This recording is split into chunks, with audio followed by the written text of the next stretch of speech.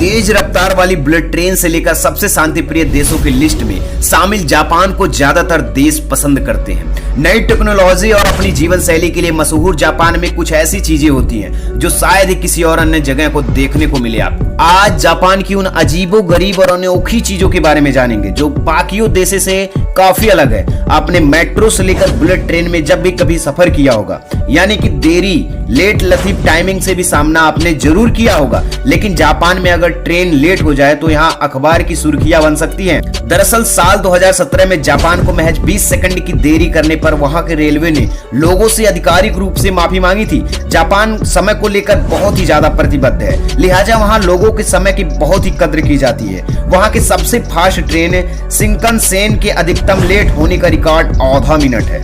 यहाँ इंडिया में भाई आधा क्या 2-2 घंटे लग जाते हैं। खैर बढ़ते हैं आगे। आप अंदाजा लगा ही सकते हैं कि जापान इस मामले में कितना परफेक्शन रखता है। कहा जाता है कि 1 घंटे की देरी तो पक्का अगले दिन की अखबारों की हेडलाइन बन सकती है। ये ऐसी चीजें हैं जो जापान के अलावा शायद ही किसी और देश में देखने को मिले। जापान रेलवे ने एक बार सबका दिल जीत लिया था जब उन्होंने सिर्फ एक बच्ची के लिए ट्रेन चलाई। दरअसल वह बच्ची अपनी स्कूल पढ़ाई पूरी कर सके, इसके लिए कमिशिराता स्टेशन पर दिन में 2 बार ट्रेन जाती, एक बार स्कूल छोड़ने और एक बार उस बच्ची को स्कूल खत्म होने पर उसे घर वापस लाने के लिए। इस पर यह भी कहा गया है कि जब तक बच्ची ग्रेजुएट नहीं हो जाती तब तक उस रूट के लिए यह सेवा जारी रहेगी। साल 2016 में लड़की ने अपनी पढ़ाई पूरी कर ली और इसे खत्म करने की घोषणा की गई। बताते चले कि यह ट्रेन उस रूट पर साल 1932 में शुरू की गई थी, लेकिन बहुत ही कम पैसेंजर की वजह से इस ट्रेन को बंद करने का ऐलान कर दिया गया। जापान की एक सबसे बेहतर चीज है जिसे हर देश को अपनाना चाहिए, क्योंकि आज भारत में सफाई कम होने के पीछे सबसे बड़ी वजह है व्यवहार। लोग मिलजुल कर नहीं रहते। वो कहते हैं कि वो क्यों नहीं करते तो हम क्यों करें, लेकिन ऐसा नहीं होना चाहिए और जापान में आज के टाइम पे ऐसा नहीं है। हम अपने बच्चों को बचपन से सीख देने में कहीं ना कहीं नाकामयाब रहते हैं। खैर, जापान में पहली क्लास से ही बच्चे को अपने क्लासरूम को सफाई करनी होती है। सभी बच्चों को मिलजुल कर रहना होता है और साथ में आपस में मिलकर खाना भी खाना होता है। कुछ समय पहले तक तो वहाँ स्कूल और आसपास के जगहों पर भी सफाई के लिए बच्चों को ले जाया जाता था। इसके पीछे बच्चों को आपसी प्यार और मेलजोल जैसी भावनाएं शुरू और सिखानी पड़ती है।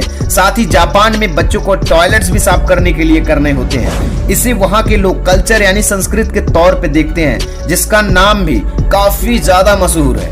जापान की एक और इंटरेस्टिंग बात है, अगर आप जापान जाएंगे तो वहाँ की वेंडिंग मशीन को आपको जरूर हैरान कर देगी। हम हमेशा इन वेंडिंग मशीनों को स्नैक्स और कोल्ड ड्रिंक के लिए इस्तेमाल करते हैं और ज्यादातर देशों में इसकी सीमित संख्या ही है, लेकिन जापान दुनिया में सबसे ज्यादा मात्रा में वेंडिंग मशीनों के लिए होने के लिए जाना जाता है। वहाँ करीबन 23 लोगों के लिए एक मशीन है। ऐसा होने के पीछे ये माना जाता है कि वहाँ की लोगों की संख्या ज्यादा है और रिटेल शॉप्स खोलने की जगह भी कमी है और ज्यादा पैसे इन्वेस्टमेंट से बेहतर है कि वेंडिंग मशीन ही लगाया जाए। इन मशीनों से जुराबे, सर्जिकल मास्क जैसे सामान भी खरीद सकते हैं। इसमें कोई बड़ी बात नहीं। हमारे इंडिया में आपने कहीं देखा भी होगा तो उससे कोल्ड ड्रिंक ले सकते हैं, ज्यादा से ज्यादा पानी पीने के लिए ले सकते हैं, लेकिन जापान में कुछ अलग ही है। जापान में एक अजीब इफेक्ट है, आप सुनोगे तो थोड़ा सा हिल ही जाओगे।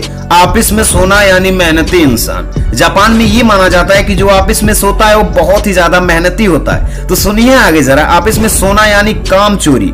अब आप कहोगे तो ये बिल्कुल आम धारणा है, इसमें क्या नया है? तो देवियों और सज्जनों, जापान में ऐसा करने वाले लोगों को मेहनती समझा जाता है। वहाँ के बिजनेस कल्चर उन्हें काम के दौरान सोने की आज्ञा देता है। जहाँ बाकी देशों में काम करने के दौरान झपकी लेना उनकी नौकरी तक भी छीना जा सकता है, वही जापान में नौकरी करते समय आप आधे घंटे तक आराम से सो सकते हैं, क्योंकि वहाँ जो भी ऐसा करता है उसे मेहनती समझा जाता है। इसलिए लोग कई बार सोने का नाटक भी करते हैं और इसका वजह आपको मालूम भी होगा। रेगुलर इंडियन और वेस्टर्न टॉयलेट का इस्तेमाल तो हम हर रोज करते हैं, लेकिन जापान में हाई टेक टॉयलेट भी आ गई हैं। अब आप बोलोगे कि भाई इसकी क्या जरूरत थी, लेकिन जापान वालों को इसकी जरूरत है क्योंकि वो बहुत ही ज्यादा टेक्नोलॉजी में आगे हैं। तो टॉयलेट पे क्यों ना इसका इस्तेमाल करें। यूं समझ लीजिए कि जापान में टॉयलेट का इस्तेमाल करना आसान नहीं है। यहाँ एक टॉयलेट के अंदर आपको कई बटन मिल जाएंगे। ये अजीब है कि इसके आविष्कार की कोई जरूरत नहीं थी। किसी को प्रेशर आ जाए तो बेचारा क्या करेगा। मजे की बात यह है कि अमीरों के चौंचले ही नहीं और टूरिस्ट से लेकर आम नागरिक तक भी इसका इस्तेमाल कर सकते हैं। अगर आप कभी भी जापान जाते हो तो आप ये न डरना कि हम उस टॉयलेट को इस्तेमाल नहीं कर पाएंगे। आप बहुत ही आसानी से, बहुत ही आसान और नॉर्मल तरीके से उस टॉयलेट को बनाया गया है, जो कि कितना भी कमजोर मतलब माइंड से आदमी हो कि मैं टेक्नोलॉजी पे बिलीव नहीं करता है, टेक्नोलॉजी से मैं दूर रहना चाहता हूँ, फिर भी वो उस चीज को इस्तेमाल कर सकता है। तो जापान में ऐसी बहुत सारी चीजें हैं अभी बाकी हैं जो कि सिर्फ जापान में आपको देखने को मिलेंगी और अदर कंट्री या इंडिया में तो कभी नहीं देखने को मिल सकता है। भाई हम पता नहीं बूढ़े हो जाएंगे या मर जाएंगे, बात की बात है। तो आज की वीडियो में बस इतना ही। वैसे हमारी इंडिया बहुत आगे जा रही है, ऐसे ही हमारी इंडिया आगे जाती रहे। मिलते हैं नई वीडियो में।